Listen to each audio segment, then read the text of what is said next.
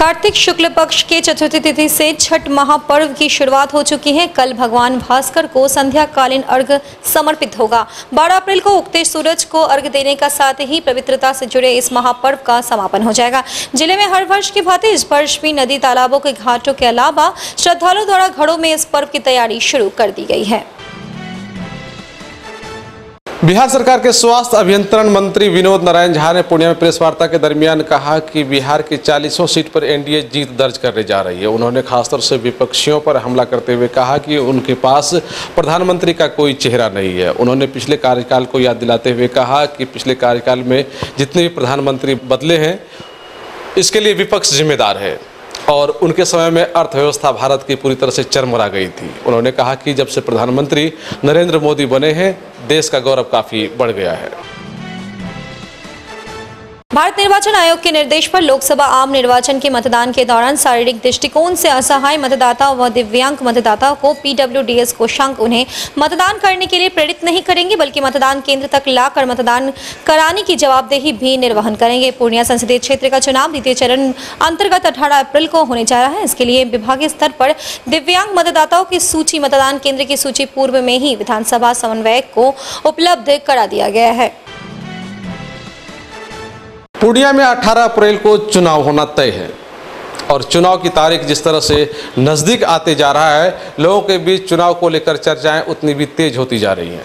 चाय की दुकानें हो, चौक चौराहा हो या फिर कहीं भी चौपाल, सभी जगह चुनाव को लेकर चर्चाएं हो रही हैं। बताया जा रहा है कि पूर्णिया में त्रिकोणीय मुकाबला है और 18 अप्रैल को यहाँ के मतदाता यहाँ के सांसद के लिए अपना मतदान करेंगे और उम्मीदवार का भविष्य भी तय कर देंगे और रिजल्ट आने के बाद ही पता चल पाएगा कि पूर्णिया की जनता ने किसे अपना सांसद चुना है।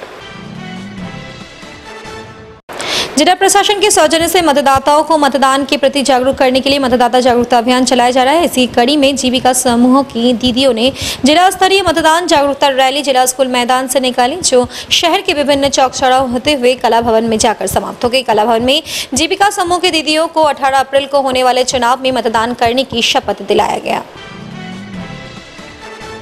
मतदाताओं को जागरूक करने के लिए चुनाव आयोग के निर्देश के आलोक में पूर्णिया जिला प्रशासन की ओर से लगातार कार्यक्रम चलाए जा रहे हैं। बताया जा रहा है कि खासतौर से रैली भी निकाली जा रही है, जबकि मतदाताओं को जागरूक करने के लिए मतदाता जागरूकता वैन भी ग्रामीण स्तर पर रवाना किया गया है। वहीं नुक्कड़ नाटक के माध्यम से भी मतदाताओं को जागरूक किया जा रहा है ताकि मतदाता 18 अप्रैल को बड़ी संख्या में अपने मतदाता केंद्र तक पहुँचें और अपने वोट का प्रयोग कर देश का भविष्य तय करें।